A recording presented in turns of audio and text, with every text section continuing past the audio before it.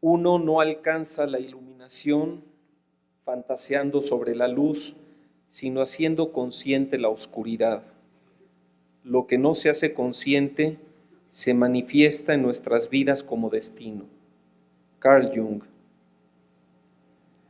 Es para mí un honor darles la más cordial bienvenida a la Universidad La Salle.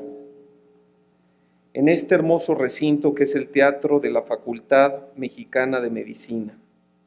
Especialmente saludo a la doctora Teresita Corona Vázquez, presidente. Al doctor Gilberto Felipe Vázquez de Anda, tesorero, a la doctora Mayela de Jesús Rodríguez Violante, secretaria adjunta, y al doctor Antonio Arauz Góngora, a quien me permito agradecer con la doctora Castro toda la organización de esta ilustre ceremonia del día de hoy y de este simposium extramuros de la academia. Es motivo de júbilo iniciar los festejos de la celebración del 50 aniversario de la fundación de la Facultad Mexicana de Medicina y contar con la Academia Nacional de Medicina de México como el primer evento institucional para llevar a cabo el simposio Extramuros nos llena de orgullo por su alto prestigio y reconocimiento académico. Quisiera mencionarles que el día de hoy inicia esta celebración de los 50 años de la fundación de esta hoy Facultad Mexicana de Medicina y nos honra mucho poder contar con la doctora María Guadalupe Castro Martínez como la primera directora mujer de esta facultad e integrante de la primera generación de esta escuela. En ese entonces la Escuela Mexicana de Medicina. Y a su vez para La Salle también es un honor contar con la presencia de la presidenta, la doctora Teresita Corona Vázquez, quien es la primera mujer presidente de la Academia Nacional de Medicina de México en 150 años. Esto para nosotros es un gran honor como universidad humanista e incluyente, que dos ilustres mujeres nos estén dignamente acompañando y representando.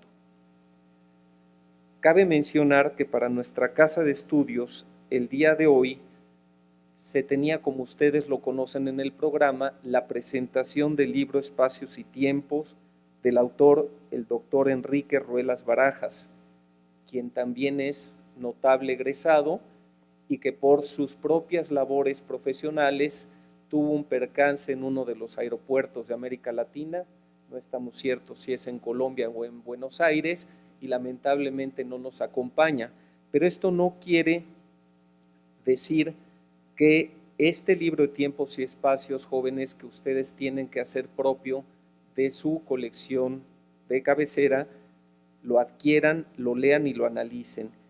Y tendríamos en su momento, y aprovecho para saludar, a la presencia del doctor Germán Fajardo Dolci, quien es también notable distinguido, egresado de esta facultad y que hoy simplemente tiene la gran labor y mérito de estar dirigiendo la Facultad de Medicina de la Universidad Nacional Autónoma de México.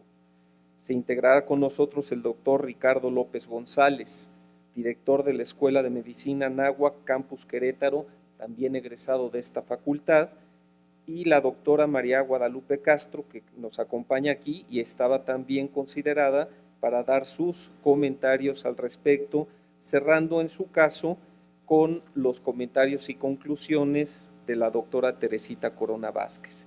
Sin embargo, el placer y privilegio para todos nosotros y especialmente para ustedes jóvenes, que por lo regular, por sus labores académicas y lo complicado de la agenda, que no es un pretexto, no siempre tienen la oportunidad de asistir a las sesiones de la Academia Nacional de Medicina, que es de altísimo nivel académico. Entonces, el privilegio de ustedes para poder escuchar 3 ponencias en cuanto a avances de los doctores que aquí nos van a acompañar, pues es un privilegio extraordinario y no me resta más que volver a agradecer a la Academia Nacional de Medicina de México el que nos hayan considerado como sede de su simposium Extramuros. Agradezco también al doctor Pedro Iturralde Torres, destacado y querido egresado, distinguido cardiólogo, quien nos va a dar la ponencia de avances en arritmias cardíacas. También al querido doctor Gerardo Guinto Balazar, que aquí se encuentra también con nosotros, destacado y querido egresado, quien nos compartirá su ponencia en avances en cirugía de bases de cráneo, y al doctor Antonio Arauz Góngora por su ponencia en avances en enfermedad vascular cerebral. Todos muy apreciados y queridos amigos en La Salle. Es causa de alegría para nuestra universidad coincidir con los principios de la academia que a ambos nos identifican, como es el creciente peligro de la deshumanización en el ejercicio de la medicina, el abuso desmedido en el uso de la tecnología y la disgregación de la medicina debido a la especialización, camino y aspiración que parecieran únicos en el estudiante para poder ver cómo logrado su anhelo en su camino profesional como médicos. Celebramos todo tipo de colaboración académica que nos permita coadyuvar en la formación de nuestros alumnos del pregrado y del posgrado. Particularmente, agradecemos que se nos tome en cuenta para este simposio Extramuros, ya que consideramos a la Academia Nacional de Medicina como una corporación médica de carácter académico cuyo prestigio le ha dado un lugar honorable en la sociedad mexicana. Nos sumamos porque nuestros médicos lasallistas, así como los miembros de la academia, tengan en su agenda temas de interés para la salud de los mexicanos, siempre bajo la óptica de la ética y el humanismo, y por ello, juntos y por asociación, lograremos fortalecer la educación médica, el desarrollo científico y poder vislumbrar nuevas líneas de generación y aplicación del conocimiento, así como incidir en las políticas públicas de salud, que es un tema urgente y pertinente para nuestros conciudadanos. No me resta más que agradecer a San Juan Bautista de La Salle, nuestro fundador y patrono universal de los educadores, en este tricentenario de su Pascua, que nos sigan bendiciendo a todos nosotros y que nos ilumine para siempre hacer el bien al prójimo, particularmente al que sufre alguna necesidad. Lo que está unido permanece indivisamente.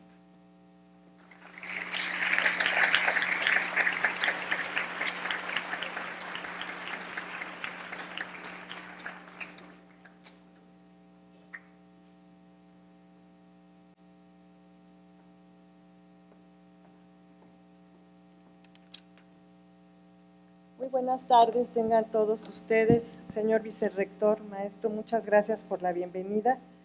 Doctora Guadalupe Castro, pues a la doctora le agradezco siempre la apertura de la Facultad de Medicina de esta Universidad La Salle. La doctora y yo hemos compartido muchas experiencias en nuestro andar por esta profesión médica.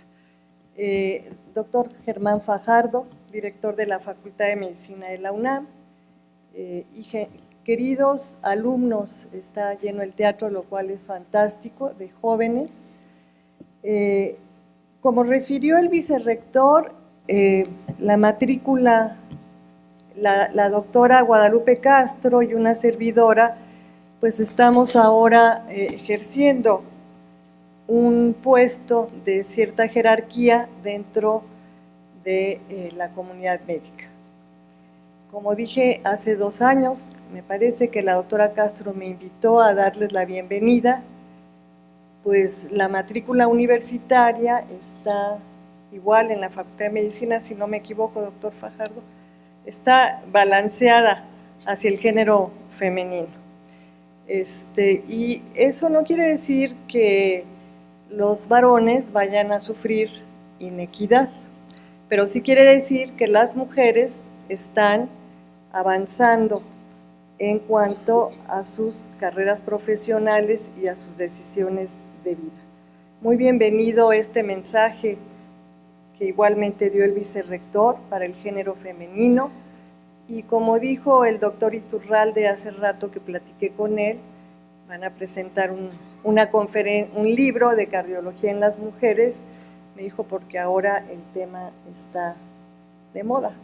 Pero no es que esté de moda, es que la brecha entre géneros se va acortando. Y esperemos que esta facultad, con el ejemplo que da con su directora, siga impulsando esa brecha de género. La Academia Nacional de Medicina de México los invita, jóvenes, a las sesiones ordinarias que tenemos todos los miércoles a las 7 de la noche en su recinto que se ubica en el Centro Médico Nacional, en donde ustedes pueden meter su coche si así lo deciden, diciendo que van a la academia, y platicando ahorita con uno de sus profesores, con el doctor Arauz, podríamos implementar, si así lo consideraran pertinente, un certificado de puntos para que ustedes lo presenten a su vez a sus profesores o a quienes les vayan a dar el aval, para que nosotros certifiquemos que están yendo a las sesiones y de esta manera pueda haber una relación y un beneficio también para ustedes de hacer una actividad, digamos, extracurricular. Están todos los profesores, doctora Castro está sobre la mesa, si ustedes quisieran hacerlo así, podríamos hacerlo.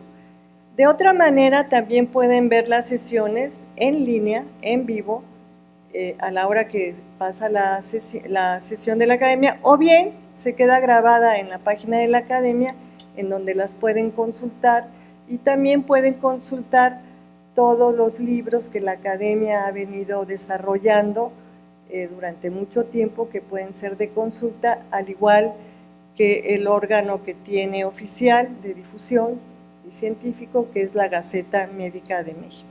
Entonces los invitamos a incorporarse un poco a esta situación para que vayan vislumbrando cómo es el desarrollo de la medicina mexicana.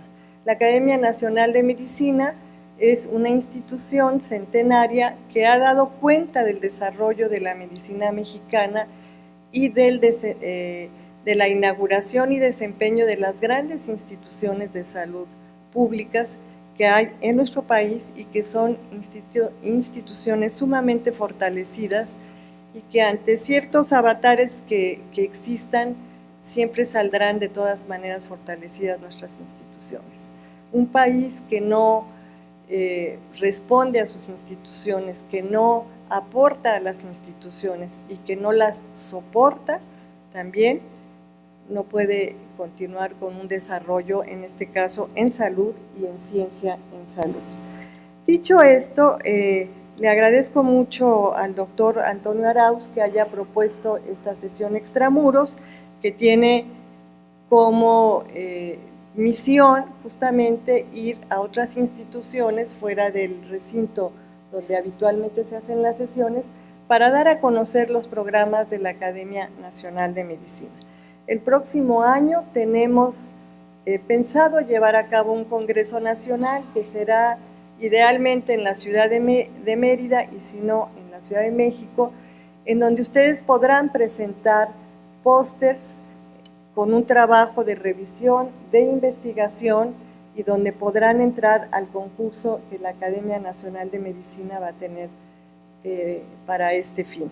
Ojalá que nos pudieran acompañar y nos pudieran representar, dado que los alumnos son también para nosotros pues de lo más importante que hay en el desarrollo de la salud de nuestro país, aunque muchos de sus egresados sean como el doctor Arauz, el doctor Arauz no es egresado, pero es profesor de aquí de La Salle y tiene 20 años, entonces por eso lo ubico ahí. La doctora Rodríguez es egresada de aquí, ya mencionaron al doctor Guinto, que es un extraordinario neurocirujano, al doctor Iturralde. Entonces ustedes ven que al final de cuentas nos vamos reuniendo todos los que egresamos de universidades públicas, como es la UNAM, y puede ser la UAM, y los que egresan de universidades privadas, que sin duda la Facultad de Medicina de La Salle es una de las más prestigiadas. El simposio de hoy es un simposio diverso, es un programa extramuros, porque lo que la doctora Castro y el doctor Arauz quisieron conciliar, pues era justamente que sus egresados y quienes trabajan en La Salle, el doctor Guinto, el doctor Arauz, el doctor Iturralde, pudieran participar en esta sesión extramuros. Ya no voy a entrar en materia del libro del doctor Enrique Ruelas, que en su tiempo tendrá una presentación oficial. Le dejo la palabra al doctor Arauz para que coordine este simposio.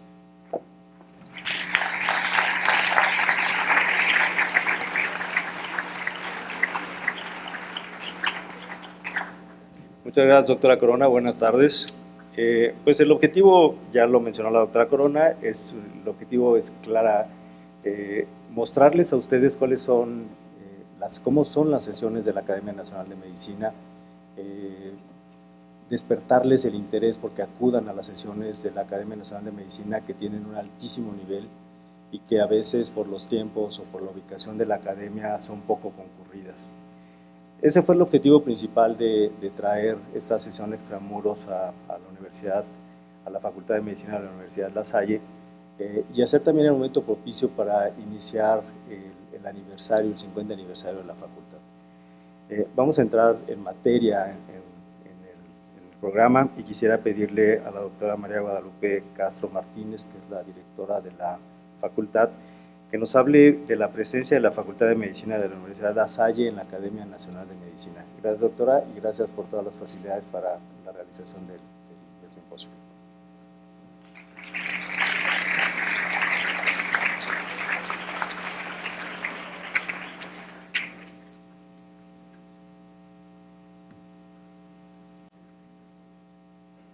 Bueno, pues muy buenas tardes tengan todos ustedes. Doctora Teresita Corona Vázquez, presidente de la Academia Nacional de Medicina de México. Doctor Gilberto Felipe Vázquez de Anda, tesorero. Doctora Mayela Rodríguez Violante, secretaria adjunta. Maestro Jorge Iturbe Bermejo, vicerrector académico. Miembros de la Academia Nacional de Medicina. Doctor Germán Fajardo, director de la Facultad de Medicina de la Universidad Nacional Autónoma de México. El doctor Ricardo López, director de la Escuela de Medicina de la Anáhuac, Campus Querétaro, queridos académicos, alumnos, señoras y señores, amigos todos. Hoy para la Facultad Mexicana de Medicina es un día muy especial al estar aquí la Academia Nacional de Medicina en el seno de nuestra facultad. Agradezco a la doctora Teresita Corona, presidente de la Academia, la oportunidad y el gran honor de llevar a cabo este curso extramuros, y agradezco también profundamente al doctor Arauz, que hizo posible que se llevara a cabo precisamente este curso. Esto lo estuvimos trabajando prácticamente desde hace un año. Dada la trascendencia de este evento, se tomó la decisión de que sea la inauguración de la celebración precisamente del 50 aniversario de la facultad. Fue la primera institución privada, en aquel entonces la Escuela Mexicana de Medicina, y esta nació por la necesidad de un espacio nuevo y fresco para la formación de profesionales. Así, por la decisión del entonces rector, el doctor Guillermo Alba López, quedó fundada la escuela el 8 de marzo de 1970. Se encomendó la organización y la dirección al doctor Francisco Hernández Ramírez, quien fue el primer director de la Escuela Mexicana de Medicina, quien se dio a la tarea de crear el primer consejo técnico de hoy la facultad, e incorporar a maestros de altísima calidad como titulares y adjuntos de diferentes materias básicas. En 1971 se formaron las jefaturas de materias básicas y clínicas. Asimismo, se iniciaron los primeros cursos preclínicos y clínicos en distintos hospitales del sector público y privado, con destacados médicos en esos hospitales. En febrero de 1974, ingresaron los primeros alumnos al internado de pregrado en distintos hospitales, iniciando así la destacada labor que nuestros egresados han tenido desde entonces. La calidad de una escuela o facultad de medicina se refleja en sus egresados, en las diferentes actividades que realizan. Podemos considerar que nuestros egresados han impactado en el área de salud en nuestro país en diferentes instituciones y organizaciones, tanto del sector público como del sector privado. Y esto se hace constar a través de los 23 médicos egresados de la facultad que se encuentran en la Academia Nacional de Medicina y que algunos de ellos han ocupado puestos en las mesas directivas, como sucede con el doctor Enrique Ruelas, quien fue presidente de la Academia Nacional de Medicina en el año 2002. Y en ese entonces el doctor Germán Fajardo Dolce, aquí presente, era su tesorero. Me imagino que era una situación diferente a la que actualmente se está llevando a cabo. Y actualmente la doctora Mayela de Jesús Rodríguez Violante se encuentra como secretaria adjunta. El 1 de diciembre de 1993, la Escuela Mexicana de Medicina fue investida con el rango de facultad por la Junta de Gobierno de la universidad, al titularse la primera generación de posgrado. Actualmente en la facultad contamos con 10 especialidades médicas, 262 alumnos que están desarrollando cursos de posgrado. Tenemos también cursos de alta especialidad y diplomados.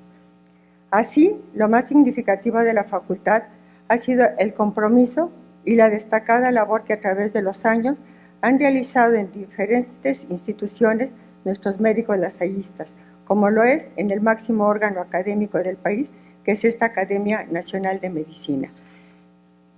El estar ustedes aquí presentes, jóvenes alumnos, es precisamente para que ustedes, con el curso de los años, puedan llegar a tener un lugar en esta máxima casa académica de nuestro país. Todo es posible. Ya hemos tenido oportunidad de que algunos de los miembros han venido a platicar con ustedes a través de lo que es la cátedra prima. Entonces debemos de aspirar todos a la excelencia académica y que esto se vea reflejado con el paso del tiempo en la atención de nuestros pacientes. Muchas gracias por su atención. Indivisa Mani.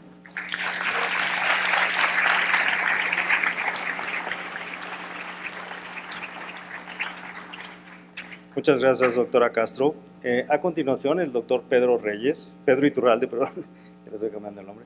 El doctor Pedro Iturralde nos hablará sobre avances en arritmias cardíacas.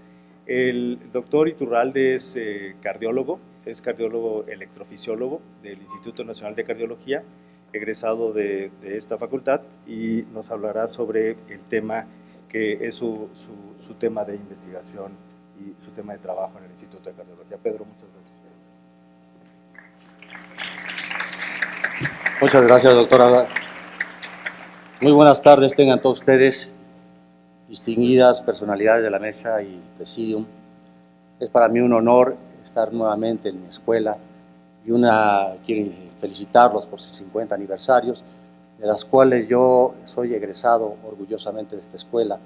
Y voy a presentar los avances que me ha tocado vivir en estos últimos 35 años en cuanto a la evolución de las arritmias cardíacas. Fíjense ustedes que el electrocardiograma nace en 1903 con el doctor Einthoven, cuando por primera vez diseña el electrocardiograma. Y después, en 1924, al formar el triángulo de Einthoven y las derivaciones en conjunto con el electrocardiograma, le dan el Premio Nobel de Medicina. Y a partir de entonces, esto que parece tan sencillo ha tenido una evolución trascendental y muy importante dentro de la cardiología. Un autor también mexicano, el doctor Alanís, describe por primera vez lo que fue la base de la electrofisiología, que fue la deflexión de las de His, que fue en 1958 en el Instituto Nacional de Cardiología. Y después han venido muchas evoluciones, hemos podido entrar al corazón a través de cateterismo, ya sea los vasos subclavios, yugulares o bien femorales, para llevar a cabo toda la exploración del sistema del corazón. El sistema eléctrico del corazón es apasionante y hoy en día utilizamos tecnología de alta definición para hacer más efectivo el tratamiento de las arritmias. Las arritmias cardíacas, como ustedes saben, están divididas en dos rubros, los ritmos rápidos y los ritmos lentos. Debo decirles que de los ritmos rápidos, de las taquicardias supraventriculares, casi el 90% de ellas pueden ser curadas a través de cateterismo cardíaco. Este es un ejemplo de una vía accesoria que está ahí señalada con la flecha, que conecta la aurícula con el ventrículo. Esto desde el punto de vista del microscopio es como un cabello. Y este cabello da taquicardias en los pacientes con síndrome de Wolff-Parkinson-White. Nosotros hemos logrado un algoritmo para localizar este tipo de cabellito alrededor de toda la base del corazón y poder realizar lo que se llama la ablación con radiofrecuencia, que hoy en día tenemos un 95% de probabilidad de curarlos. También el doctor Arturo Rosenbaum, una eminencia de la cardiología mexicana, describió por primera vez cómo hacía la supresión del flóter auricular sin él darse cuenta, disminuyendo, eliminando el istmo cabo-tricuspidio. Y justamente es lo que utilizamos hoy en día para tratar el flóter auricular. Aquí está un ejemplo en el cual está el flóter activo, en su imagen del lado izquierdo, y después de aplicar la radiofrecuencia se pasa al ritmo sinusal. Una arritmia que nos ha causado un poquito de problemas y que es la que trabajamos hoy en día es la fibrilación auricular. La fibrilación auricular tiene un mecanismo diferente, en el cual hace un poquito más complejo su tratamiento. Pero en base a eso también, a través de técnicas especiales, hemos logrado suprimir los episodios de fibrilación auricular, que es la arritmia más frecuente dentro de los pacientes con enfermedad cardíaca. Aquí tenemos un ejemplo, cómo vamos nosotros mapeando poco a poco, a través de mapeos electroanatómicos, a través de cateterismo intracardíaco, hasta suprimir la fibrilación auricular y restablecer, como ven ustedes al final, el ritmo sinusal, que es tan importante. También en las arritmias ventriculares hemos tenido muchos avances. La arritmia ventricular, a diferencia de las taquicardias supraventriculares, estas tienen un alto porcentaje de muerte súbita. La taquicardia ventricular idiopática que se ve en algunos pacientes jóvenes, tenemos un éxito de la ablación con radiofrecuencia que llega a ser del 90% cuando son muy sintomáticas, y nosotros hacemos un mapeo adecuado, pues en este caso de un chico joven que tenía muchos episodios de taquicardia no sostenida.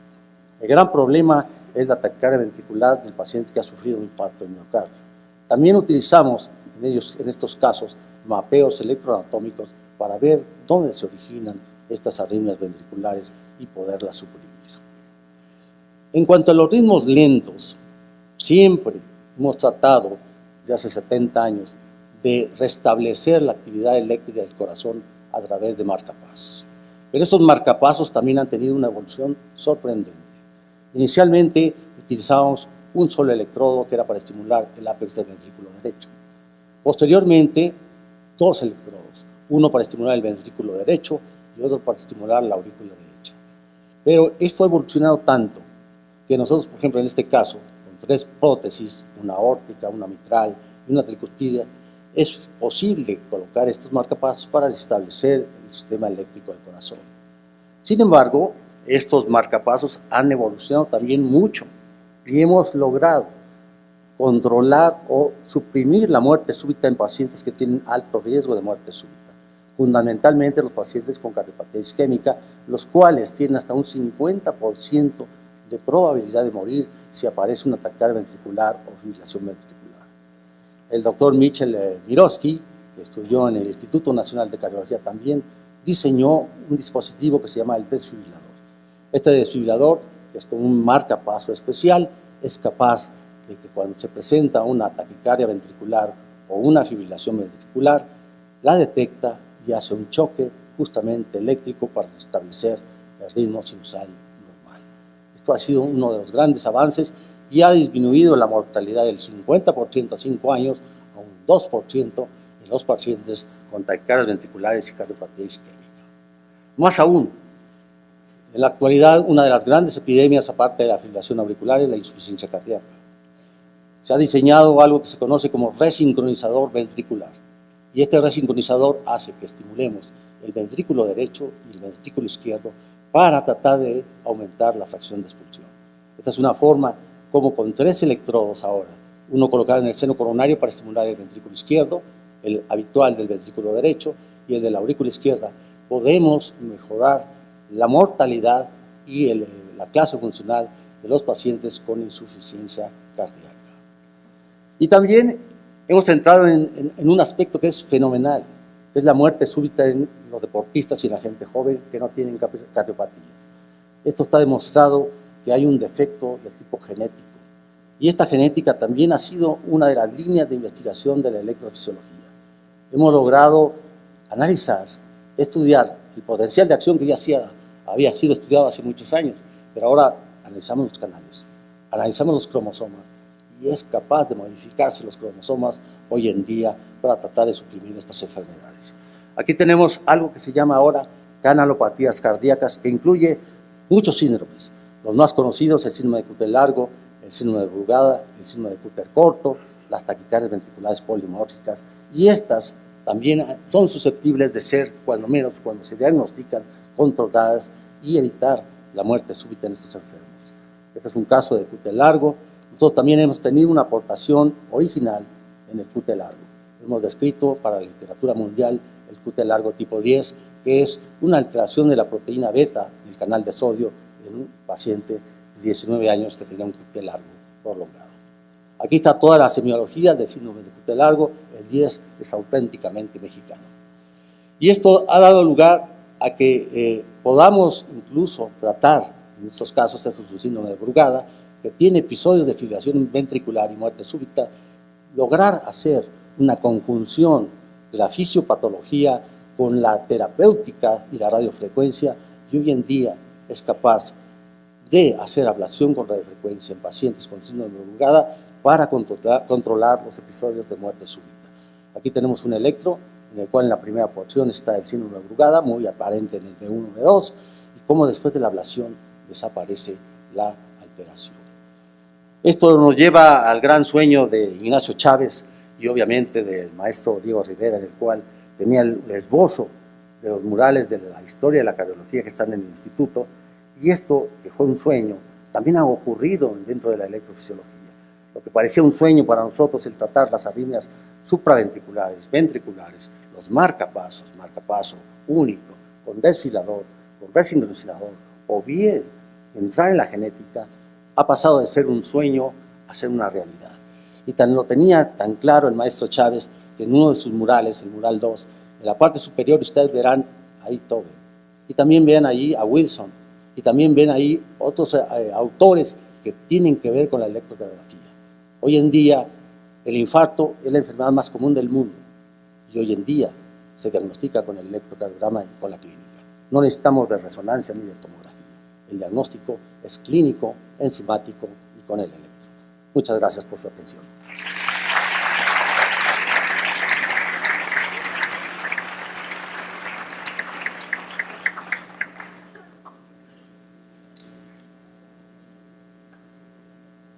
Muchas gracias al doctor Iturralde. A continuación, les presento al doctor Gerardo Guinto Balanzar. Él es neurocirujano, egresado de esta facultad, y hasta hace algunos años fue el jefe de neurocirugía del Centro Médico Nacional Siglo XXI, y también por varios años profesor de neurología en el Centro Médico Nacional. Gerardo, muchas gracias por esta presentación.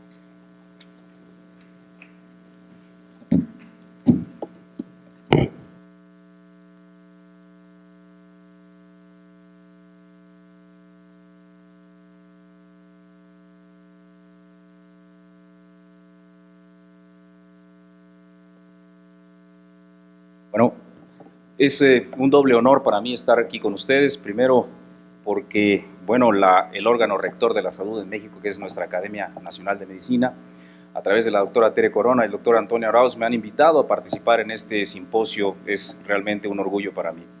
Y en segundo, no menos importante también, porque, bueno, como ya lo mencionó el doctor Arauz, yo soy egresado de aquí, este es mi alma mater, y siempre regresar aquí lo hago con todo gusto. Estar aquí con ustedes, con el futuro de la medicina de nuestro país, bueno, el presente de la medicina de nuestro país, realmente es un orgullo para mí el decirles que soy egresado de aquí, y cada vez que tengo la oportunidad en cualquier foro en el que me presento, siempre digo que soy orgullosamente egresado de la Facultad de Medicina de La Salle.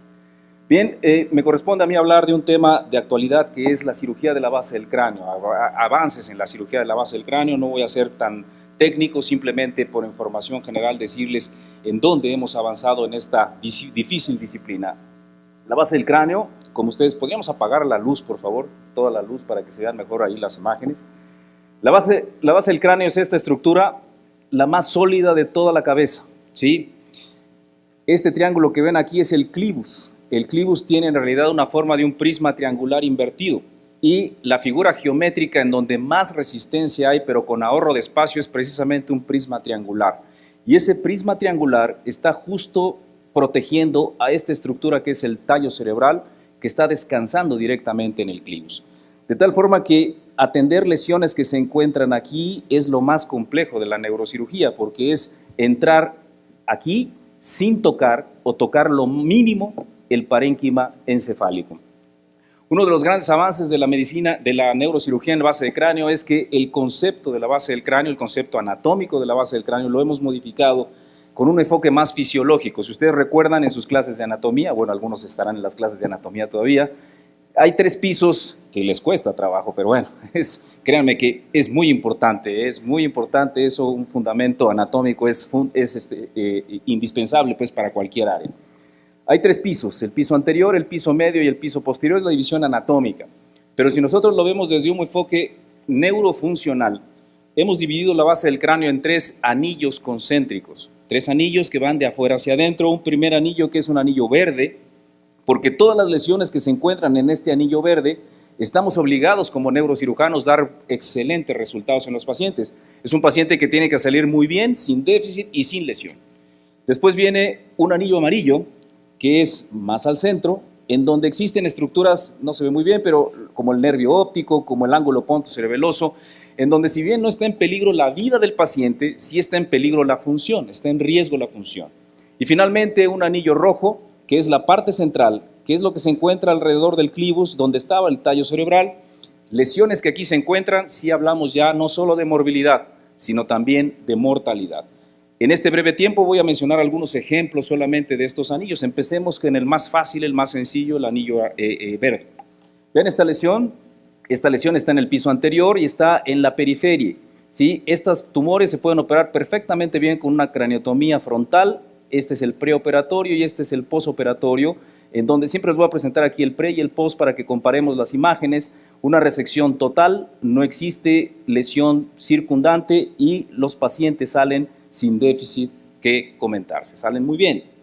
No importa que esté de este tamaño, ¿sí? Llegan a ser de este tamaño como un meningioma del tentorio, que si lo vemos en el corte axial, sigue estando la mayoría en el anillo verde, un poquito en el anillo amarillo, pero ven el tallo cerebral cómo se encuentra desplazado hacia adelante, de tal suerte que el cirujano entra, quita el tumor sin tocar el tallo cerebral y el paciente le tiene que ir muy bien. Este paciente con este tumor tan grande nos llegó así al hospital, ya estaba con una sonda nasogástrica intubada, todavía no se había operado, era por la compresión que el tumor ejercía sobre el tallo cerebral, pero estando en el anillo verde se logran resultados espectaculares, como lo vemos aquí, el pre y el post. Una resección completa de la tumoración, lo vemos en el corte coronal y en el axial, cómo se puede quitar completamente las lesiones y el tallo cerebral recupera su posición y esto mejora notablemente las condiciones clínicas de la paciente, que se reincorpora a la actividad física que realizaba e intelectual que realizaba antes de la operación. Aquí son las buenas noticias, aquí es donde, insisto, aún con estos tamaños tan grandes de tumores, entregamos buenos resultados, o al menos estamos obligados a entregar buenos resultados. Pero vayamos al siguiente anillo, el anillo amarillo, ¿sí? En donde incluye, repito, olfatorio, óptico, los nervios craneales del seno cavernoso, los nervios craneales del ángulo pontocerebeloso. Si bien aquí no hablamos de mortalidad, porque es raro que se muera un paciente, sí hablamos de riesgo de morbilidad, de riesgo de daño funcional. Ejemplos, vean este primer ejemplo, es un meningioma que se llama meningioma del surco olfatorio.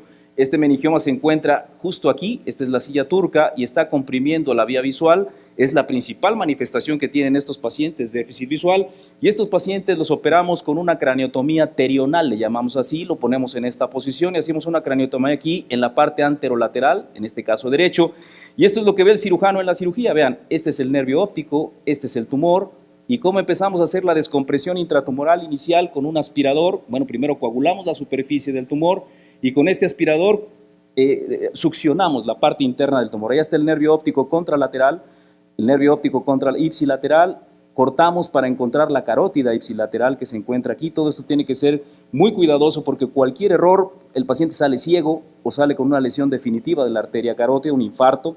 Esta es la arteria cerebral anterior, cómo tiene adherencias el tumor a la arteria cerebral anterior, y es tener toda la paciencia para ir buscando esas adherencias aracnoideas y quitar solamente el tumor, por supuesto sin dañar el árbol vascular. Este es el quiasma óptico. Estamos separando el tumor del quiasma óptico. Una vez que está descomprimido es más sencillo realizarlo. Ahí se ven el quiasma, el nervio óptico derecho, el nervio óptico izquierdo, y rotamos el microscopio para verlo de arriba hacia abajo y quitar el tumor que se encuentra hacia la silla turca, despegando el nervio óptico sin lesionar la vasa nervorum, que son estos vasitos que tiene aquí, porque si no el paciente sale ciego.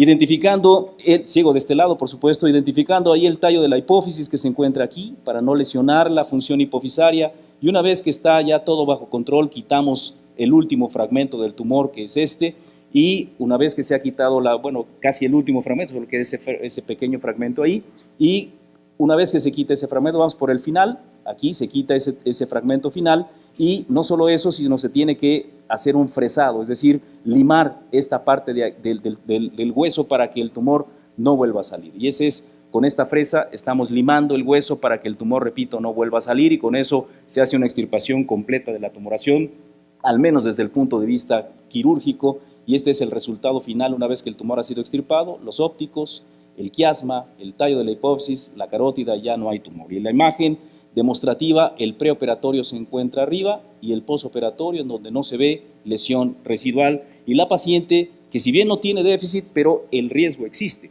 Existe el riesgo de lesionar la vía óptica, de lesionar la arteria, de lesionar las funciones hipofisarias. Un ejemplo más, vean, tumores más grandes como este, pues también nos llegan en nuestro medio porque el paciente muchas veces deja mucho tiempo y no se atiende de manera oportuna. Aquí lo que hacemos es una incisión bicoronal. Aquí está un esquema de lo que están viendo del lado derecho, una incisión bicoronal en donde se expone la región frontal. Aquí la craniotomía se hace al centro y la idea es separar los lóbulos frontales hacia los lados, como se ve en este esquema, para ver la tumoración. Perdón, ¿qué sucedió? Ahí está. Para ver la tumoración en el centro, con los olfatorios aquí, el nervio óptico y el tumor en esta localización.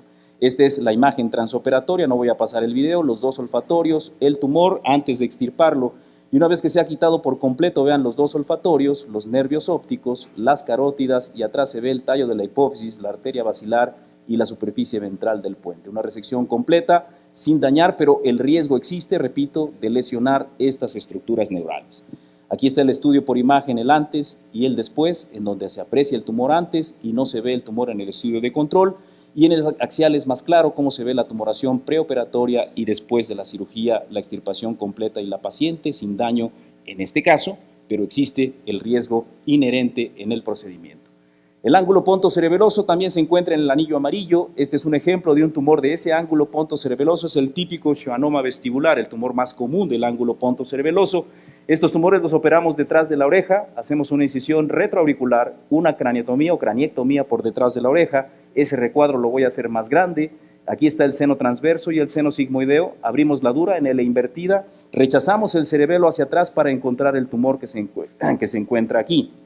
Obviamente no se ve así en cirugía, con esos colorcitos y sin sangre. En realidad se ve así. Vean, esta es la imagen del tumor y aquí se está haciendo la resección del tumor y cómo se hace primero una cavitación para buscar el nervio facial. Aquí el gran reto de los schwannomas vestibulares es el nervio facial. El paciente ya no oye, el auditivo no se recupera para nada, y la clave, repito, toda la cirugía se enfoca en quitar el tumor, preservando la función del nervio facial. Nuevamente un aspirador ultrasónico, que así se llama el aparato con el cual se descomprime la parte interna del tumor, y es imposible encontrar el facial aquí. Hay que irse a la parte sana, es decir, al hueso, a la roca del temporal. Como ven, es clase de anatomía prácticamente, ¿no? La roca del temporal, ahí es donde está el conducto auditivo interno, el poro acústico, en donde fresamos el labio posterior del poro acústico para encontrar ahí los nervios. Los nervios vestibulares, de ahí nace el tumor. Este es el nervio vestibular superior, ese se corta, no hay problema. Este es el coclear. Si bien el paciente ya no tiene audición, pero bueno, se trata de preservar el nervio coclear, y el facial es ese blanco que está ahí atrás. Entonces se trata de cortar aquí el nervio vestibular superior, preservando el facial. Ahí estamos cortando el nervio vestibular, no le sirve ya al paciente, pero el gran reto es quitar este tumor sin lesionar este nervio facial. A veces es una cinta que cualquier movimiento de más puede lesionarlo y el paciente salir con una parálisis, que es algo dramático para los pacientes. No voy a pasar toda la cirugía, pero vean el resultado, el antes y el después. La extirpación completa y el paciente que que sí tiene finalmente algo de déficit funcional. En estos tumores tan grandes es imposible hacer una resección completa y el paciente salga íntegro al 100%, sí hay cierto grado de debilidad, pero bueno, es bastante aceptable para llevar una vida normal, pero insisto, es círculo amarillo, hay el riesgo funcional como les estoy mostrando. Pero hay veces que sale un paciente así, con una parálisis completa. Algo hay que ofrecerles también en cuanto a calidad de vida de estos pacientes. ¿Qué les hacemos cuando la lesión del nervio facial fue total, ya sea por un tumor gigante o por una cirugía, un accidente durante la cirugía? Bueno, la cara es la primera tarjeta de presentación que mostramos, de tal suerte que algo que hay que hacer para mejorar ese aspecto. ¿Y qué hacemos? Le desconectamos un nervio, otro nervio, el hipogloso, el que mueve la lengua, se lo desconectamos para conectárselo al nervio facial. Es decir, lo que hacemos es una anastomosis hipoglosofacial. ¿En qué consiste esa anastomosis? Se hace una incisión por delante de la oreja, esta es la parótida, se prolonga hacia el cuello, identificamos el nervio facial a la salida del conducto estilomastoideo aquí, llegando a la parótida, al mismo tiempo identificamos el hipogloso aquí abajo, y aquí está el hipogloso, debajo del tendón del digástrico, y el facial, aquí está el hipogloso y el facial. Entonces cortamos lo más proximal posible el facial y lo más distal el hipogloso, y con eso traemos el hipogloso por debajo del vientre posterior del digástrico aquí, hasta conectarlo con el nervio facial. Aquí está el facial ya cortado y el hipogloso, obviamente es más grueso el hipogloso que el facial, de tal suerte que preparamos los cabos para que coapte perfectamente bien el hipogloso con el facial, y colocamos 2, máximo 3 puntos de sutura de 10 ceros, esto por supuesto es con el microscopio, y hacemos así la anastomosis hipogloso facial. Cerramos por planos, y si bien el resultado no es 100% satisfactorio, sí se recupera un 60, un 70% de la función facial, que el paciente lo agradece. Obviamente tiene que adaptarse al déficit del hipogloso, pero una buena rehabilitación permite disimular el déficit facial y escondiendo el déficit del hipogloso, pero el paciente puede seguir su vida normal. Finalmente, el círculo rojo. Aquí sí es rojo porque aquí sí puede haber noticias muy malas. El ejemplo típico es el meningioma petroclival, así se llama porque está detrás del clivus, entre la roca del temporal y el clivus. Este tumor en la línea media, en el clivus, es el más difícil de quitar de la neurocirugía, ¿sí? No hay otro tumor más difícil que estos. Hacemos una cirugía muy amplia, vean, esquemáticamente hacemos 2 incisiones, una preauricular y otra retroauricular, para exponer toda esa región, no tocar el cerebro, tocar lo mínimo, este es en un cadáver, ¿sí? Para exponer la región de la base del cráneo, como vemos aquí. Este es en la paciente, las 2 incisiones con los 2 colgajos, una cirugía muy cruenta, simplemente para exponer esta zona y disecar sin tocar tanto el cerebro y llegar a la región petroclival. Este es el resultado por imagen en la tomografía, el control, el pre y el post. En la resonancia se ve una resección completa de la tumoración y esta es la paciente. En este caso fue un resultado excelente, una mínima paresia facial. Pero no siempre es así, y aquí hay que mencionar todas las cosas, tanto lo bueno como lo malo. Vean otro ejemplo muy parecido, una paciente que tiene aquí este tumor, se hace la cirugía, ¿sí? Este es el pre y este es el postoperatorio en la tomografía, se ve una resección bastante buena, pero vean la paciente, ¿sí? Sale con un déficit de nervios craneales muy importante. ¿Por qué? Porque se manipula el tallo cerebral, se manipulan los nervios craneales y sale con sonda nasogástrica, con traqueostomía, con déficit oculomotor. Pero bueno, una buena rehabilitación puede reincorporar a los pacientes más o menos a la vida que llevaban antes, más o menos. Vean otro ejemplo, el tumor más complejo con la arteria basilar metida ahí en el centro del tumor. La cirugía, nuevamente, en esta representación esquemática voy a mencionarlo, cómo se introduce a la región por debajo del lóbulo temporal, por delante del cerebelo. Ahí está el tumor medial a los nervios craneales. Y eso es lo que ve el cirujano en la cirugía. Vean, ven solo los nervios craneales. Y está entrando, algo pasa.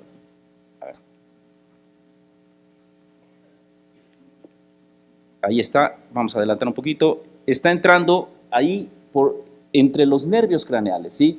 Pero les paso este video porque el reto aquí es buscar la arteria basilar. Ahí está la arteria basilar, pero hay tumor alrededor de la arteria basilar. Son cirugías de 18 horas, ya son las 8 de la noche o 10 de la noche y uno está ahí disecando la basilar y sucede el accidente, vean, se rompe la arteria basilar. Y no se ve nada, ¿sí? Entonces uno tiene que colocar un clip ahí oblicuo para no ocluir la circulación de la arteria basilar, logra ver el orificio y coloca el clip, ahí está el clip, y seguir la cirugía, ahí está la arteria basilar, ¿sí? Con las perforantes, ahí se ve clara la arteria basilar, y bueno, pues el resultado, vean, aquí está, una paciente con un daño neurológico muy importante. Hay que decir las cosas, esta paciente estuvo 3 meses en hospitalización, se dio de alta y falleció después a los 2 meses por broncoaspiración. De tal suerte que aquí es donde uno se cuestiona, ¿estamos realmente ofreciendo lo mejor en estos casos? No. Entonces se cambia el concepto. Actualmente el meningioma petroclival como este se quita hasta donde sea posible, hasta donde la seguridad permita hacer la resección sin dañar al paciente. Es decir, vean este pre y post. Dejamos un fragmento de tumor adherido al tallo cerebral, el pre y el post, pero si con eso, vean el pre y el post, con ese fragmento de tumor adherido al tallo cerebral, pero si con eso ganamos una paciente íntegra o lo más íntegro posible, ideal es el resultado que se busca.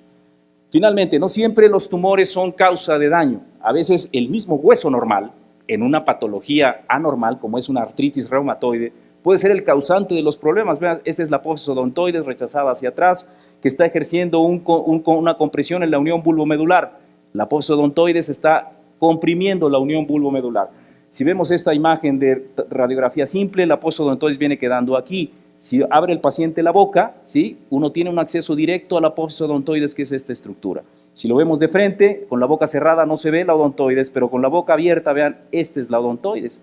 Entonces la cirugía es así, por vía transoral. Se quita la apófisis odontoides en pacientes con artritis reumatoide que está comprimiendo la unión bulbomedular, y esta es la cirugía que ve el cirujano al abrir la fosa, la pared posterior de la faringe. Ahí está la pared posterior de la faringe, donde se hace una incisión vertical para llegar a quitar el hueso que se encuentra comprimiendo la unión bulbomedular. Es una cirugía relativamente simple por vía transoral, voy a adelantarlo rápidamente, y con una fresa se lima la base de la apófisis odontoides, la cual es extraída en bloque, como lo vemos aquí, ahí está, esa es la apófisis odontoides, ahí está, se sale en bloque, uno la quita simplemente con un abordaje transoral, no tiene uno que abrir más que la mucosa de la faringe y llega a quitar ese fragmento óseo que era el que estaba ocasionando la compresión.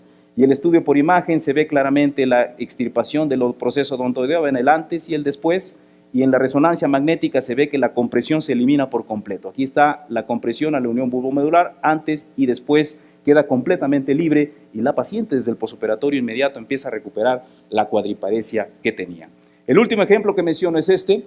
Es un tumor gigante, vean, está creciendo en el círculo rojo, pero en la fosa infratemporal, medial a la mandíbula, ¿sí?, por debajo de la base del cráneo, es en una zona frontera para muchas especialidades. Diseñamos en nuestro hospital un abordaje combinado en donde hacemos una craneotomía frontotemporal con una osteotomía órbito-cigomática para controlar el tumor desde arriba. En el mismo tiempo quirúrgico, los oncólogos operan el tumor por abajo, otro equipo quirúrgico, pero en el mismo tiempo hace una separación, una osteotomía vertical a la raíz ascendente de la mandíbula para que la mitad posterior la levante como si fuera un libro, y entonces los neurocirujanos liberamos el tumor de arriba, de la carótida y de todas las estructuras vitales, para que los oncólogos lo saquen por abajo. Por si no me creen, bueno, esta es la cirugía, ¿sí?, rápidamente, aquí se las voy a mostrar, ¿sí?, una incisión frontotemporal con extensión preauricular y cervical. Empezamos los neurocirujanos a hacer una craneotomía común y corriente en la región temporal, frontotemporal. Este es el músculo temporal, esta es la aponeurosis del músculo temporal que se incide para evitar lesionar al nervio facial, y se identifica el arco cigomático aquí y se extiende la disección hacia la órbita que se encuentra acá. Se diseca el músculo temporal de manera habitual, eso lo hacemos en cualquier craneotomía para desplazarlo caudalmente. Pero la clave del abordaje craneal es quitar transitoriamente la barra órbito-cigomática. Esa barra se va a volver a poner. Aquí ya se hizo la craneotomía, pero repito, la clave del abordaje craneal es hacer una osteotomía a nivel de la órbita, aquí, un corte también en la raíz del arco cigomático acá, incluyendo la cavidad glenoidea, un tercer corte a nivel del malar, que no se va a ver en el video, pero con esos 3 cortes uno puede extraer la barra órbito-cigomática de manera completa. Esto se vuelve a colocar después de la cirugía, pero ¿con qué objeto se quita esta barra? Con que el músculo temporal no estorbe, es decir, se desplaza lo más caudal posible y ya uno puede ver la base del cráneo sin ningún estorbo. Ya con el microscopio, este es el cóndilo y esta es la parte alta del tumor. Ya bajo visión directa, el neurocirujano diseca el tumor de la carótida, diseca del nervio facial, perdón, del trigémino, y ya una vez que está libre, el otro equipo quirúrgico en el mismo tiempo, el equipo oncológico, prolonga la incisión hacia el cuello, expone la región de la mandíbula que se encuentra aquí, esos agujeritos son por las mini placas que se colocan para hacer la reparación, y si se hace la osteotomía vertical subsigmoidea, en la raíz ascendente de la mandíbula, para levantar la mitad posterior de la raíz ascendente como si fuera un libro, y trabajan ya los dos equipos quirúrgicos, el neuroquirúrgico liberando el tumor y el oncológico extirpando el tumor en bloque. Como lo ven, ya no hay ningún riesgo de lesionar ninguna estructura acá arriba y se extrae la tumoración en bloque. Esas son las mini placas que se colocan para hacer la reconstrucción y el cierre por planos. Y esta es la paciente a los 2 meses de la cirugía, que no tiene más que un déficit cosmético, por supuesto, ¿sí? Y tiene cierta debilidad para masticar. Pero si con eso tenemos una extirpación completa de la tumoración, como lo vemos el pre y el post, el resultado es adecuado. Los dejo con este último mensaje. Un caso, vean, una paciente de 70 años que llega a la consulta con este gran tumor y le decimos, señora, se tiene que operar, si no se va a morir en menos de un año.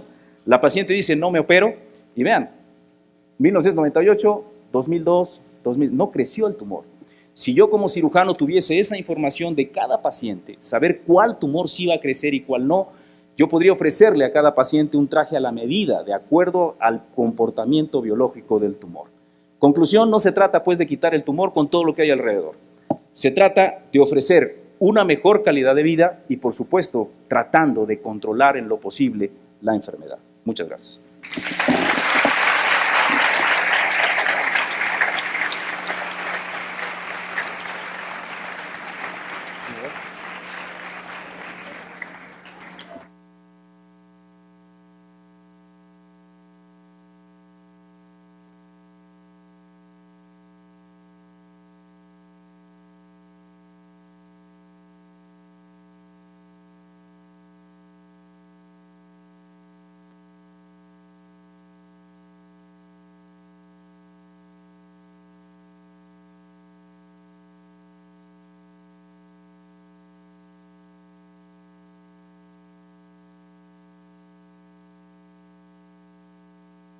Gracias. Para continuar, en los siguientes minutos hablaremos sobre los avances en el tratamiento del infarto cerebral agudo.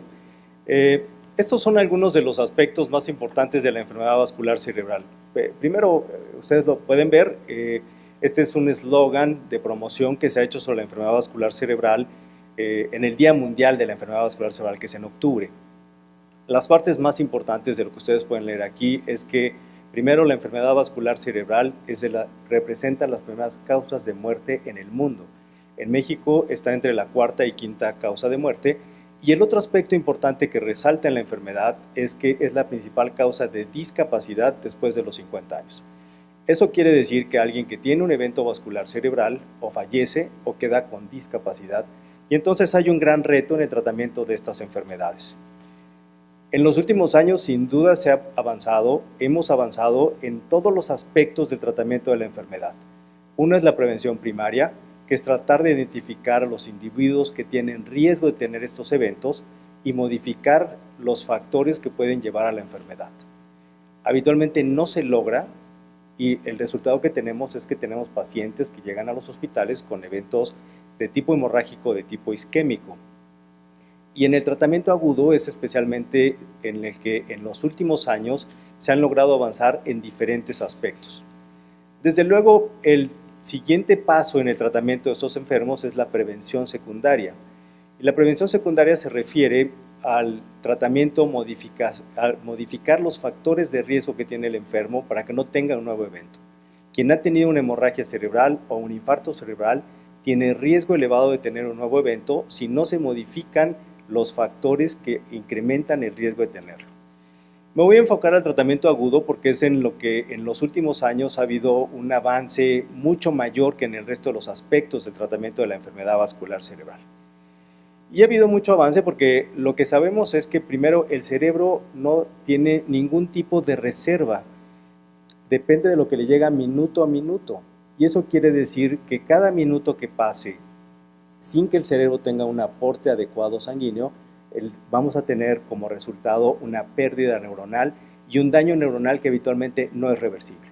O sea, depende entonces de dónde esté situada la lesión, cuál es la arteria que esté afectada, y vamos a tener diferentes manifestaciones clínicas que son secuelas en el enfermo. En los últimos años, la Organización Americana de Corazón ha promovido el eslogan de que tiempo es cerebro. Y esto quiere decir que mientras más temprano tratemos a un enfermo, el resultado que vamos a tener desde el punto de vista clínico funcional va a ser mucho mejor y la mortalidad también se va a disminuir en estos enfermos. En esto es en lo que hemos avanzado en los últimos años. Sabemos que aquí está representado, ¿dónde quedó el señalador? Se lo digo el doctor Pinto. Bueno, no importa, aquí está la representación de lo que pasa en la oclusión de una arteria, en donde los dos principales aspectos,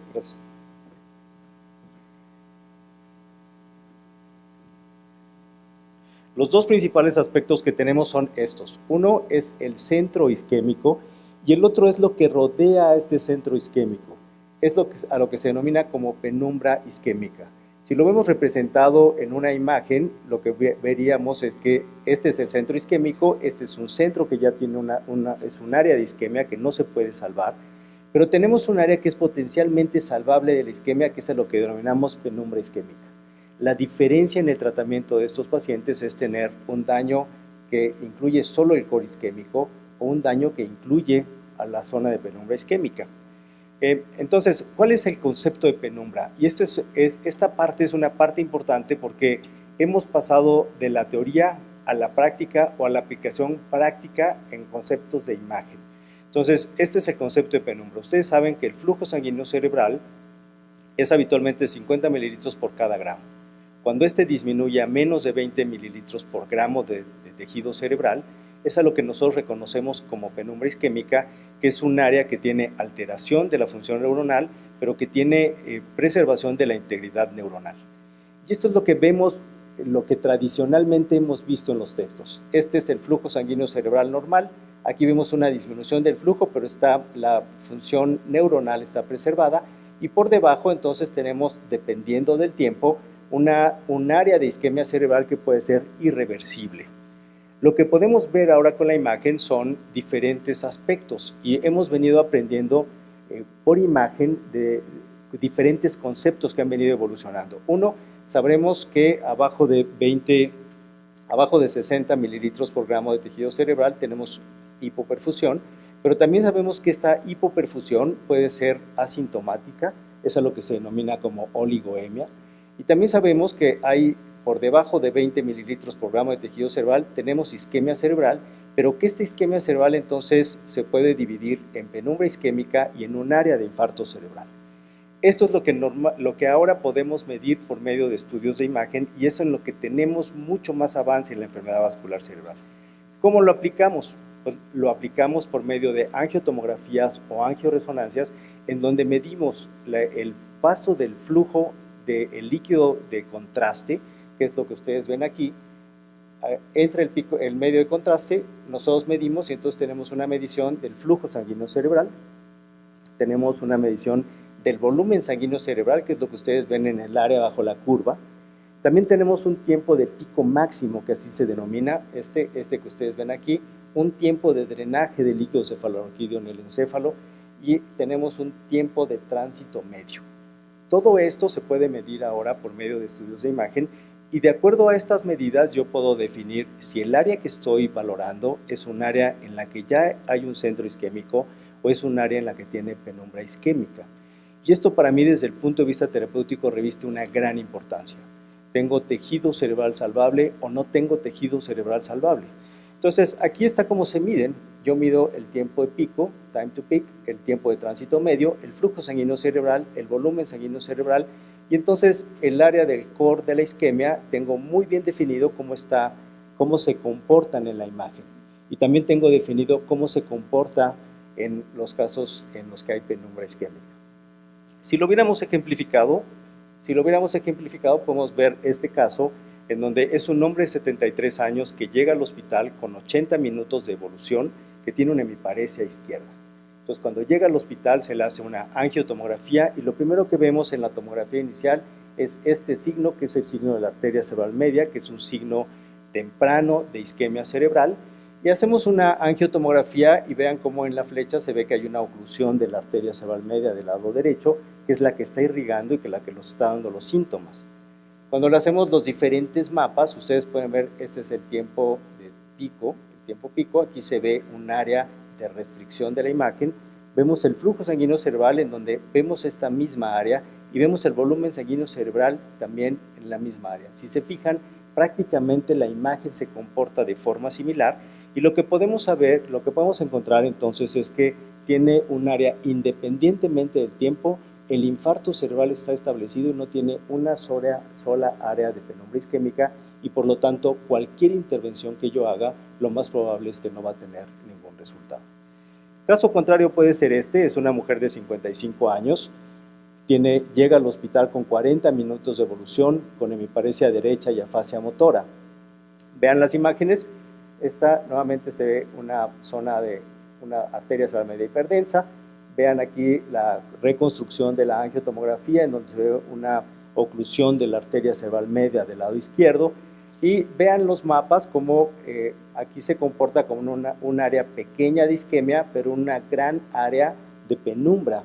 De acuerdo a los mapas, entonces esta paciente tiene una zona pequeña de isquemia y una gran área de penumbra isquémica y esto hace que todas las intervenciones que yo pueda hacer en esta paciente seguramente va a limitar el daño en el tejido cerebral.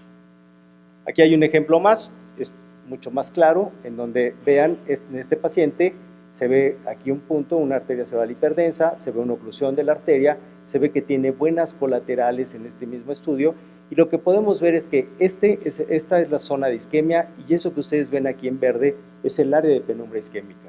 O sea, este paciente, independientemente del tiempo que tenga de evolución, es un paciente que se va a beneficiar de cualquier estrategia terapéutica que yo pueda administrar. Entonces, el concepto de penumbra ahora se lleva a la práctica y lo podemos evaluar por medio de estudios de imagen que son mismatch, así se denominan, con angiotomografía o angioresonancia y desde luego me permite seleccionar a pacientes para los mejores tratamientos médicos. Los tratamientos médicos que tengo en la fase aguda son primero trombolisis intravenosa, que es un medicamento trombolítico que se administra por vía intravenosa, o una trombectomía en donde se llega directamente al coágulo y se extrae, y esto permite que vuelva a haber circulación en la arteria. Este concepto de mismatch se puede evaluar conforme a los mapas que les acabo de mostrar, pero también puede evaluarse de acuerdo a otros diferentes métodos. Por ejemplo, en resonancia magnética puedo evaluar una difusión y puedo hacer un flare, y aquí lo que veo es que en la difusión tengo una zona de isquemia y en el flare no se ve nada, quiere decir que este paciente tiene un tejido salvable. No lo puedo medir con los estudios previos que les acabo de mostrar, pero nos habla de que el paciente tiene un tejido salvable y que se beneficia de cualquier tratamiento que pueda darle. Esto ha servido también para diferentes protocolos y aquí lo vemos mejor, la zona de isquemia es una zona muy pequeñita y la zona de penumbra es una zona mucho más amplia. Esto es lo que podríamos salvar de tejido cerebral si establecemos algún tratamiento que funcione en la fase aguda. Y también a partir de esto entonces se han hecho diferentes ensayos clínicos en donde se seleccionan a pacientes de acuerdo a la imagen de mismatch por angiotomografía o por angioresonancia. Y entonces los primeros estudios que tenemos, por ejemplo, este está publicado en el 2018 y se extiende la ventana terapéutica hasta 9 horas con la selección de estos métodos de imagen. Y en los últimos estudios, por ejemplo, extendió la ventana terapéutica hasta 16 horas, desde luego utilizando estos métodos de diagnóstico, y los últimos estudios han extendido la ventana terapéutica para infarto cerebral hasta 24 horas, siempre y cuando se seleccione a los pacientes de acuerdo a estos métodos. Esto es entonces lo que tengo de armamento en el tratamiento del infarto cerebral agudo. Puedo basarme en el tiempo de acuerdo a la tecnología que yo disponga en mi hospital, pero puedo basarme también en la imagen para seleccionar a pacientes a diferentes tratamientos. Lo que está probado en las primeras horas, si me baso en el tiempo, es la trombolisis intravenosa, que puedo tratar pacientes hasta 4 horas y media, y después de 4 horas y media, si quisiera tratar un paciente, tendría que utilizar estas técnicas de imagen para definir si el paciente tiene o no tiene un tejido cerebral que podría salvarse potencialmente de la isquemia con alguna intervención, y aquí prácticamente lo que tengo son trombectomías mecánicas. Esto, si se fijan, entonces hay una gran evolución de los diferentes tratamientos, hay una gran evolución en la imagen para determinar las áreas de penumbra isquémica y tratar de tener pacientes mayores candidatos a tratamiento y con menos secuelas. Sin embargo, quiero mostrarles algunos de los datos que tenemos en México. O sea, el tiempo es cerebro y mientras más temprano trate yo a un paciente, el resultado va a ser mejor. Estos son los primeros resultados que tuvimos de cómo tratamos en México a los pacientes que tienen un infarto cerebral, y lo publicamos en el 2013, fue un estudio que se hizo hasta el 2010, donde no les voy a mostrar mucho la metodología. Fueron varios pacientes, más de 1000 pacientes que se trataron en diferentes hospitales en México, en donde vean que 23% de los pacientes llegó al hospital en menos de 3 horas, y de ellos, menos del 1% recibieron algún tratamiento para infarto cerebral agudo. Trombolisis intravenosa 0.5, había algunos pacientes que habían recibido algún otro tipo de tratamiento, la N que se manejó fueron 1040 pacientes. De este mismo estudio, vean lo que pasa una vez que llegan los pacientes, cómo van llegando. Los pacientes que llegan en la primera hora son menos del 10%, entre 1 y 3 horas ya les mostré que este grupo son alrededor del 20 y tantos %, pero hay pacientes que llegan al hospital incluso a más de 72 horas. Aunque yo tenga toda la tecnología, lo más probable es que después de 72 horas ya no tenga ningún tejido cerebral salvable. Eso es en cuanto a los pacientes, pero vean lo que pasa, cómo se trata en los hospitales. Llega el paciente y para hacer una tomografía simple de cráneo, podemos ocupar hasta más de 6 horas para hacerla. O sea, quiere decir, llega el paciente, se hace el diagnóstico, y hay pacientes en donde el primer estudio se hizo después de 72 horas. Entonces, después de 72 horas, la realidad es de que ya no hay nada que hacer. Uno podría pensar que este estudio tiene más de 10 años que lo hicimos y podríamos pensar que las cosas han mejorado en México, pero fíjense que no es así. Y mandamos a publicar este artículo en donde lo que hicimos fue juntar los datos de los pacientes que llegan con infarto cerebral agudo a 4 hospitales mexicanos: el Instituto de Neurología, el Hospital Juárez de México, el Instituto Nacional de Rehabilitación y el Hospital Universitario de Nuevo León. Todos son hospitales públicos. Y vean lo que pasa, queríamos ver qué tantos pacientes se trataban y cuáles eran nuestros tiempos de tratamiento de estos enfermos. Solo 17% de los pacientes, que son 500, llegaron en menos de 4.5 horas, que serían los candidatos ideales a trombolisis intravenosa, y de estos 17% solo se trataron el 7.6% con trombolisis intravenosa. Es un número muy por debajo de cualquier estándar internacional. Pero cuando vemos los tiempos todavía es más alarmante. Este es el inicio de los síntomas a que los pacientes llegaron al hospital. El promedio de tiempo fueron 11 horas. Y el promedio de tiempo que tratamos a estos pacientes, que son solo el 7.6%, fue de más de 1 hora. Llegaron al hospital, hicimos el diagnóstico y nos tardamos más de 1 hora en administrarles cualquier tipo de tratamiento. Desde luego hay hospitales en donde seguramente esto será diferente. Los hospitales privados tienen unas casuísticas diferentes, tienen organizaciones diferentes, pero hay mucho que tenemos que hacer por mejorar estos tiempos y por hacer que los pacientes lleguen tempranamente al hospital. Entonces, como conclusión de lo que les acabo de mostrar, como ustedes vieron, hay varias opciones terapéuticas para los pacientes que tienen un infarto cerebral agudo. Hay múltiples métodos de imagen que pueden utilizarse y hay también diferentes técnicas con las que yo puedo deducir si el paciente tiene o no tiene un área de penumbra isquémica. Que esta área de penumbra isquémica es algo que tenemos que familiarizarnos más y empezar a tratar de integrar al estudio que hacemos en estos enfermos.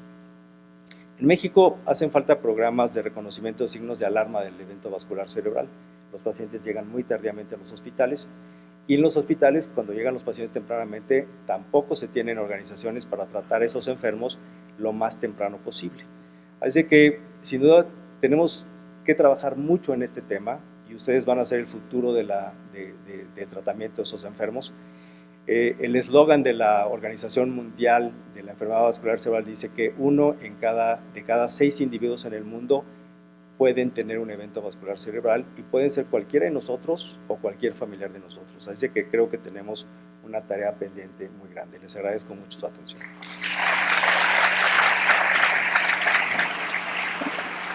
Y bueno, pues tenemos tiempo para preguntas. Sí, les pido que si pasan al estrado, por favor. Y abrimos ahora la sesión al doctor Guinto, doctor Iturralde, si pasan. Y bueno, pues si hay preguntas o si hay comentarios a los temas que se acaban de exponer, por favor, con mucho gusto. Sí, doctor Fajardo. Gracias, buenas tardes. Felicitando a la universidad por festejar la Academia Nacional de Medicina.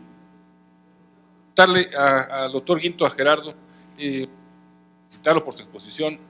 ¿Qué hay en el futuro, digamos, para los pacientes del círculo rojo? ¿Qué hay de radioterapia, de los gamma knife, de cyber knife? ¿Qué hay de terapia génica? ¿Qué sigue, pues, no necesariamente que sea cirugía para tratamiento de estos pacientes?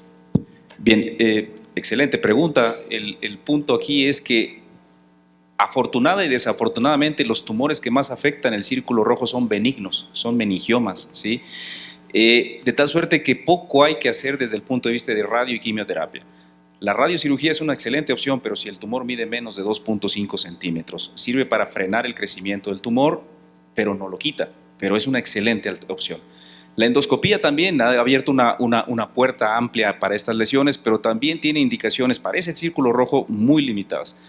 Y hay estudios promisorios respecto a la genética, es decir, a la ingeniería genética, a la biología molecular, para predecir qué paciente tiene más riesgo de aparición de un tumor. No dice el sitio, pero sí, por ejemplo, un meningioma. Hacer un tamiz genético y saber de antemano cuál es el que tiene el mayor riesgo y detectarlos oportunamente. Si se detectan oportunamente, la solución pues es mucho mejor que cuando esas bolas que les mencioné, cuando ya no hay mucho que hacer. Pero por ahí va, yo creo que el futuro va por ahí. Gracias. Sí, doctor Rodríguez Weber. Cada quien vende lo que hace. Y yo creo que es muy importante en dos temas que tocaron el día de hoy el doctor Iturralde y el doctor Arauz, en relación a la prevención. Y me estoy refiriendo a la fibrilación auricular, en la cual hoy estamos inmersos también en un mercado farmacológico que ya no sabemos si es comercial o no. Pero lo que sí es muy importante es el detectar factores de riesgo en etapa temprana para evitar que lleguen a tener esos eventos si es posible. Esto se logra en parte con la educación de la población y en una parte muy importante con la educación de los médicos que atienden sobre todo servicios de urgencias y que tenemos que prepararnos para que estos pacientes sean atendidos o inicien su atención en esos centros y sean canalizados a lugares donde puedan recibir la atención completa con todos los recursos que se mostraron el día de hoy. Muchas gracias. Pedro, ¿tienes algún comentario? Sí, como no, tiene toda la razón. Nosotros que trabajamos, tenemos la fortuna de trabajar en los institutos de salud, lo que hacemos es tratar a los enfermos. Sin embargo, yo como presidente de la Sociedad Mexicana de Cardiología, mi prioridad es la prevención primaria. Lo que queremos es que no lleguen los infartos. Lo que queremos es que no llegue la fibrilación auricular. Y sin embargo, en este aspecto México está muy por debajo de todo. Tenemos 30 millones de hipertensos en México, algunos silenciosos. Y la hipertensión arterial es la causa número 1 de fibrilación auricular. Antes era la cardiopatía reumática con valvulopatía de diferente índole, pero hoy es la fibrilación auricular. Y si a eso agregamos la diabetes mellitus, que hay 20 millones, si a eso agregamos obesidad infantil, que es primer lugar, si a eso agregamos el tabaquismo, si a eso agregamos las ilustres compañeras que ahora trabajan y que tienen un estrés bárbaro y que el tabaquismo en ellas se ha incrementado, obviamente estamos muy por debajo de la prevención primaria. Ese es donde tenemos que trabajar, yo creo, todas las escuelas de medicina, la Academia de Medicina, incluso la universidad, para tratar de prevenir estos eventos que llegan a los institutos de salud. Sí, bueno, hacer hincapié en lo que acaba de mencionar el doctor Iturralde. Realmente lo que se tiene que hacer es la prevención de los factores de riesgo, el estilo de vida que hay en nuestro país desde la infancia. Recordar que somos uno de los países o el país con mayor obesidad infantil. Entonces, la obesidad viene siendo actualmente una epidemia que tenemos que abatir con educación a la población, los estilos de vida. Entonces, los factores de riesgo que ya se mencionaron, tabaquismo, alcoholismo, obesidad, sedentarismo, diabetes mellitus, que también tenemos una frecuencia altísima prevalencia en nuestro país, tendrán que abatirse y me parece a mí que los programas primarios de prevención primaria tienen que tener un impacto profundo, no solo en el sector salud, sino en el sector educativo, en medio ambiente, por ejemplo, también, porque ya se sabe. Y no olvidar de estas enfermedades que acaban de mencionar, bueno, la prevención hacia el infarto de miocardio y hacia el infarto cerebral es igual. Los factores de riesgo son similares y lo que se tendría que hacer, y estamos tratando de trabajar en eso, con el doctor Arauz también, es en un programa de prevención cardio-cerebrovascular, porque habitualmente se menciona el infarto del miocardio como la primera causa de mortalidad en nuestro país y se deja atrás el cerebrovascular. Entonces tendríamos que trabajar mucho en eso y no olvidar que sí, si bien estas son enfermedades que son de mayor prevalencia, con una morbimortalidad muy alta, México atraviesa por esta transición epidemiológica que estábamos comentando y demográfica, y por otro lado existen, que por supuesto por el tiempo que hay, las enfermedades neurodegenerativas, otras crónico-degenerativas que afectan otros sistemas del organismo, en donde también se tiene que hacer prevención primaria y secundaria en muchos sentidos, ¿no? Yo les felicito, agradecemos los lasallistas a la Academia Nacional de Medicina que esté aquí con nosotros. Gracias, doctora Corona, y felicito a la doctora Castro por este evento y al doctor Arauz por la organización de este magnífico evento. Yo quiero comentar una cosa nostálgica. ¿Qué pensarían, doctor Iturralde, doctor Rodríguez Weber, doctor Paco Guzmán, doctora Castro? ¿Qué pensarían nuestros maestros cuando nos daban clase en el Salón 50 en Benjamín Franklin? ¿Qué pensaría ahorita aquí Mariano Ramírez, Francisco Hernández, Carlos Alcocer, Francisco Biaggi? No quiero dejar de mencionar María Eugenia Lorente, Manuel Oría. ¿Qué pensarían ahorita al ver que varios de los ponentes de este simposio de la mayor calidad en nuestro país y equiparable a la mejor calidad en el mundo estudiaron en estas aulas? ¿Qué pensaría que ya hubo un presidente de la Academia Nacional de Medicina que salió de estas aulas? ¿Qué pensarían que el señor director de la Facultad de Medicina de la UNAM estudió en estas aulas? Jóvenes, tienen un paquetazo, porque los que los antecedieron, ahí los tienen al doctor Arauz, al doctor Iturralde, a la doctora Castro, a la doctora Mayela, ahí están sentaditos, mírenlos. Al doctor Guinto, el doctor Arauz ya lo adoptamos. Aunque no estudió aquí, ya lo adoptamos.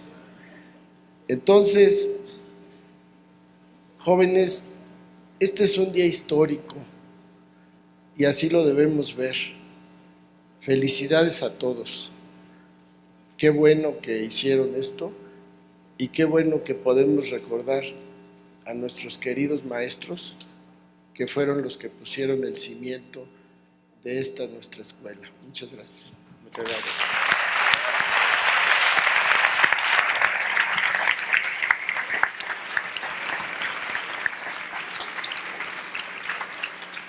Si me permite, doctor Arauz, yo quisiera agradecer las palabras del doctor José Juan Ortega Cerda, egresado, exdirector de esta facultad,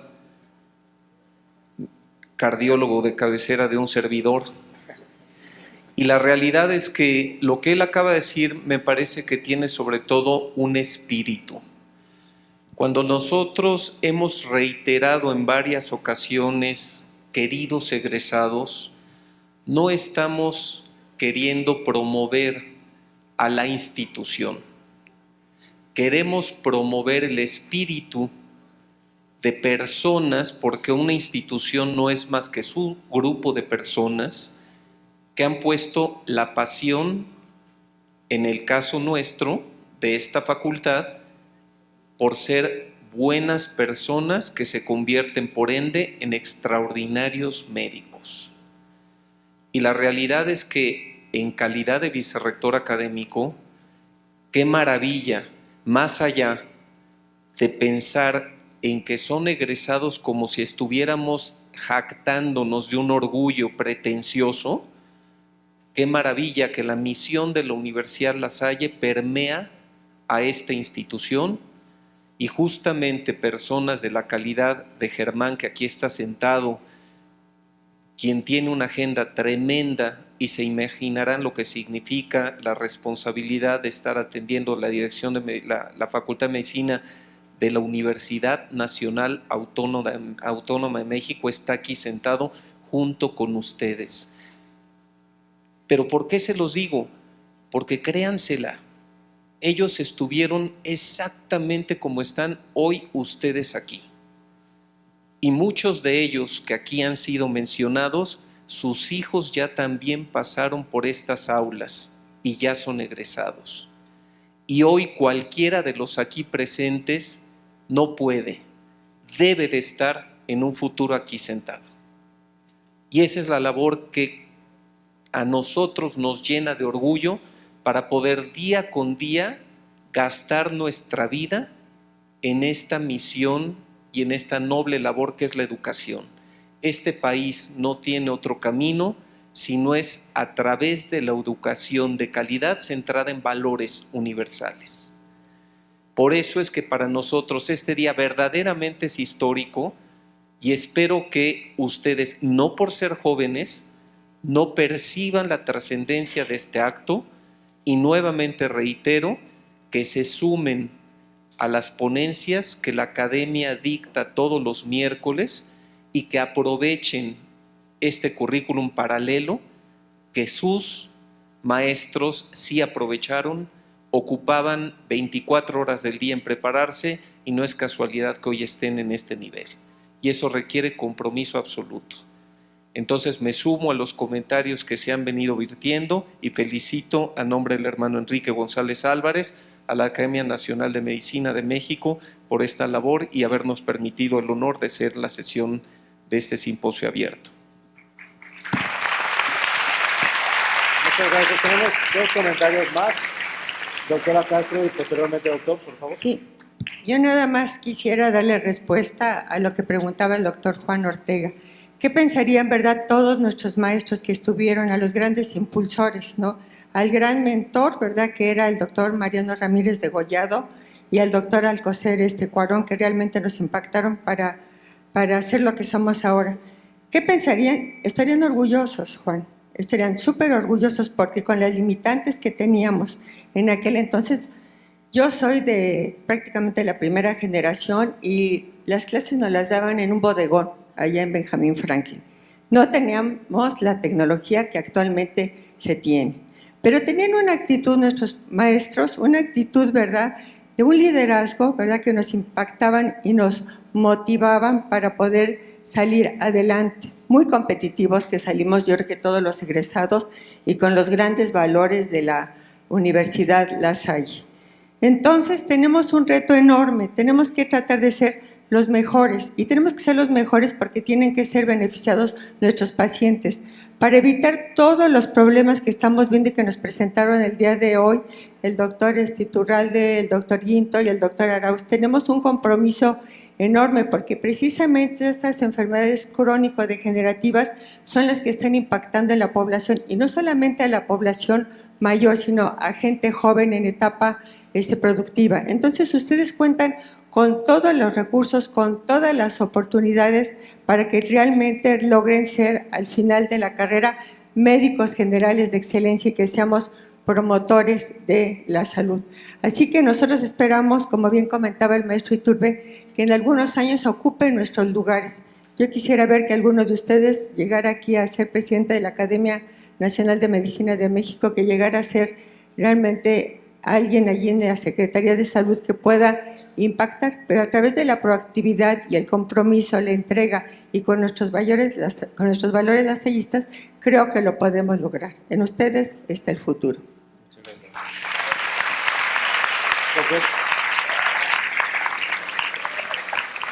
Bueno, me uno a los comentarios y a los deseos de Juan, de Lupita. Agradezco a Tere Corona y a Lupita que esta reunión se ha hecho con la Academia Nacional de Medicina. Yo como exalumno también de esta universidad, pues me siento muy contento de ver lo que se acaba de presentar.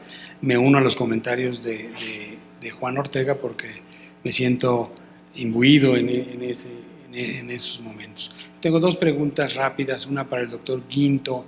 Me gustó mucho cómo en forma didáctica presentó los círculos de morbimortalidad. Yo quisiera que rápidamente nos dijera, en la parte de círculo rojo, los avances en enfermedad cerebral no tumoral, o sea, hemorragia cerebral, ruptura de aneurismas. Y la otra pregunta para el doctor Arauz, igual su trabajo es impactante, no se está haciendo mucho.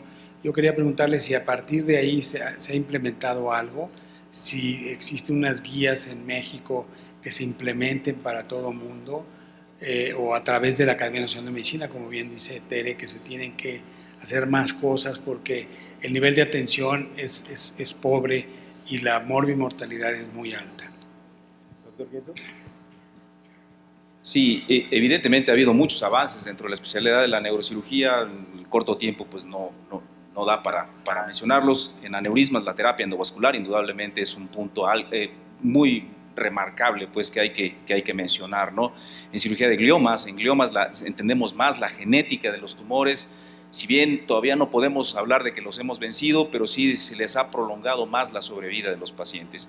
Yo creo que el futuro en todas estas ramas va, insisto, en la biología molecular. Ahí es donde debe estar el punto, en la detección temprana, detectar al paciente que sea candidato, mejor dicho, más en riesgo para padecer cualquiera de estas enfermedades y dar un seguimiento más estrecho. Indudablemente sería mejor prevenirlo, pero no existe aquí la prevención, pero la detección temprana sí. Yo creo que por ahí va el futuro en esos ramos. Sí, en relación a la pregunta que me corresponde, se han hecho guías en México, tenemos guías de tratamiento del infarto cerebral agudo, hemos tratado de hacer algunas campañas de reconocimiento temprano para el evento vascular cerebral y que la gente acuda tempranamente. Parece que no han impactado grandemente por lo que le acabo de presentar, pero ahora tenemos también la posibilidad, en conjunto con la Academia Nacional de Medicina, de presentar algún proyecto e impulsar un proyecto no solamente de conocimiento de la población general, sino también de capacitación a diferentes hospitales para el manejo de estas enfermedades. Bien, pues hemos llegado al final. Quisiera agradecer a la doctora Corona. ¿Hay un comentario más? Si quieres.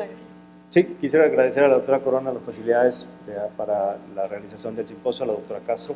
Señor vicerrector, muchas gracias. Mayela, Pedro y Gerardo, gracias por participar. ¿Tiene algún comentario, doctora? Muchas gracias, doctor Arauz.